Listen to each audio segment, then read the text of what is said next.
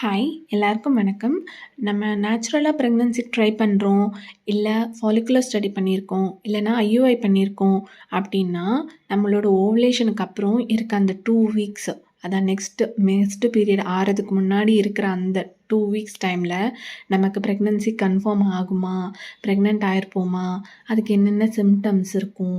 அப்படின்ற மாதிரி நம்ம மனசில் தோணிட்டே இருக்கும். ஏன்னா நானுமே அந்த ஃபேஸை கடந்து தான் வந்திருக்கேன். எனக்கு ஒரு வாட்டி ஃபாலிகுலர் ஸ்டடியில் பாசிட்டிவும் 2 வாட்டி ஐயுஐயில் பாசிட்டிவும் வந்திருக்கு. இந்த 3 வாட்டியுமே எனக்கு என்னென்ன மாதிரி சிம்டம்ஸ் இருந்தது, நான் அப்படி மிஸ்டு பீரியடுக்கு முன்னாடியே ப்ரெக்னென்ட் அப்படின்னு எனக்கு தெரிஞ்சுது அப்படின்ற அந்த சிம்டம்ஸ் எல்லாம் தான் இந்த வீடியோவில் நான் சொல்கிறேன். இது நிறைய பேருக்கு இந்த மாதிரி சிம்டம்ஸ் இருக்கும். ஆனால் இந்த சிம்டம்ஸ் இல்லை அப்படின்னா நீங்கள் ப்ரெக்னென்ட் இல்லைன்னுலாம் அர்த்தம் கிடையாது. கண்டிப்பாக உங்களுக்கு மிஸ்டு பீரியட் ஆச்சுன்னா நீங்கள் ப்ரெக்னென்சி டெஸ்ட் எடுத்து பாருங்கள். ஸோ இப்போ என்னென்ன சிம்டம்ஸ் இருந்ததுன்னு பார்க்கலாம். ஃபஸ்ட்டு ப்ளோட்டிங்னா வயிறு உபசமாக இருக்கிறது. இது எதனால் ஆகுதுன்னா, நம்ம உடம்புல ப்ரொஜெஸ்ட்ரான் ஹார்மோன் நமக்கு இன்க்ரீஸ் ஆகும். நம்ம ப்ரெக்னென்ட் ஆனோன்னா இது இன்க்ரீஸ் ஆகும். இதுக்கு எதனால் இன்க்ரீஸ் ஆகுதுன்னு பார்த்தீங்கன்னா, நம்ம ப்ரெக்னென்ட் ஆனோடனே நம்மளோட யூட்ரஸில் இருக்க அந்த எண்டோமெட்ரியம் பிரேக் ஆகாமல் இருக்கிறதுக்காக இந்த ப்ரொஜெஸ்ட்ரான் ஹார்மோன் ஹெல்ப்ஃபுல்லாக இருக்குது. அதனால் நம்ம ப்ரெக்னென்ட் ஆனோடனே இந்த ஹார்மோன் இன்க்ரீஸ் ஆகி தான் நமக்கு பீரியட் ஆகாமல் நம்ம ப்ரெக்னன்சியை தாங்கி பிடிக்கிறதுக்கு ரொம்பவே ஹெல்ப்ஃபுல்லாக இருக்குது. அதனால் இந்த ப்ளோட்டிங் இன்க்ரீஸ் ஆகும்.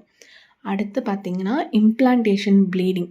இந்த இம்ப்ளான்டேஷன் ப்ளீடிங்ன்றது லைட் பிங்கோ இல்லை லைட் ப்ரௌன் கலர் மாதிரி சும்மா ஒரு 2-3 ட்ராப் அந்த மாதிரி இருக்கும். இது பீரியட் ப்ளீடிங் மாதிரி இருக்காது, ஜாஸ்தி ஆகாது, இவ்வளோ தான் இருக்கும். ஸோ இந்த ப்ளீடிங் இருந்ததுன்னா நம்மளோட கரு நம்ம யூட்ரஸில் பதிஞ்சிருக்கு அப்படின்றதுக்கான அர்த்தம். அடுத்து டயர்ட்னஸ். பயங்கர டயர்டாக இருந்தது இந்த மிஸ்டு பீரியடுக்கு முன்னாடியே.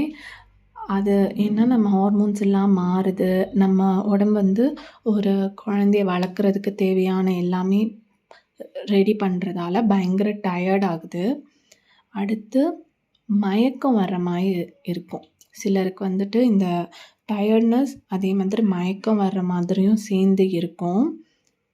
ஃப்ரீக்வெண்ட் யூரினேஷன், அடிக்கடி பாத்ரூம் போகிற மாதிரி இருக்கும். ஏன்னா நம்ம உடம்புல ஒரு குழந்தை வளர போகிறப்ப நம்ம யூட்ரஸ் எக்ஸ்பேண்ட் ஆகும். யூட்ரஸ் எக்ஸ்பேண்ட் ஆகிறப்ப அந்த யூரினரி பிளாடர் மேலே அது வெயிட் போட ஆரம்பிக்கும். அப்படி நடக்கிறதால நமக்கு அடிக்கடி யூரின் போகிற மாதிரி இருக்கும். இந்த மெயினாக இனிஷியல் டேஸில் நம்ம ஹார்மோன் மாற்றத்தால் தான் ஆகுது. ஆனால் ப்ரெக்னன்சி நாள் ஆக ஆக அது வெயிட் ஜாஸ்தி ஆகிறதால அடிக்கடி பாத்ரூம் போகிற மாதிரி இருக்கும். அப்புறமா ஸ்மெல்லு சமைக்கிறப்ப சில ஸ்மெல்லெல்லாம் பிடிக்காமல் போகலாம். எனக்கு மெயினாக இந்த கீரை, இந்த பருப்பு அதெல்லாம் சமைச்சா எனக்கு அந்த ஸ்மெல் ஒத்துக்காமல் போச்சு. இதெல்லாம் எனக்கு மிஸ்டு பீரியடுக்கு முன்னாடியே எனக்கு இந்த சிம்டம்ஸ்லாம் ஸ்டார்ட் ஆகிடுச்சு. அடுத்து நம்ம வாயில் ஒரு மெட்டாலிக் டேஸ்ட் இருக்கும். இப்போ நமக்கு எப்படி ஒரு ஃபீவர் வந்தால் நமக்கு ஒரு டேஸ்ட் நமக்கு மாறுமோ, அதே மாதிரி ப்ரெக்னன்சி ஆகிறப்ப ஒரு சிலருக்கு வாயில் ஒரு மெட்டாலிக் டேஸ்ட் மாதிரி வர ஆரம்பிக்கும். இதுவுமே ஒன் ஆஃப் த சிம்டம் தான். ஸோ இந்த சிம்டம்லாம் இருந்தால் நீங்கள் மிஸ்டு பீரியட் அன்றைக்கேனா உங்கள் டெஸ்ட் எடுத்து பாருங்கள். இந்த சிம்டம்லாம் இல்லைன்னா நீங்கள் ப்ரெக்னென்ட் இல்லைன்னுலாம் கண்டிப்பாக கிடையாது. நீங்கள் கண்டிப்பாக நம்பிக்கையோடு இருங்க. முயற்சி பண்ணுற எல்லாருக்குமே நல்லபடியாக ப்ரெக்னன்சி நடக்கும். அந்த முயற்சியை விட்டுறாதீங்க. உங்களுக்கு இதில் என்னென்ன சிம்டம்ஸ் இருக்குது, இல்லை இதில் வேறு ஏதாவது டவுட் இருக்குது அப்படின்னா கமெண்ட் செக்ஷனில் சொல்லுங்கள். நான் முடிஞ்ச அளவுக்கு ரிப்ளை பண்ணுறேன். தேங்க்ஸ் ஃபார் வாட்சிங்.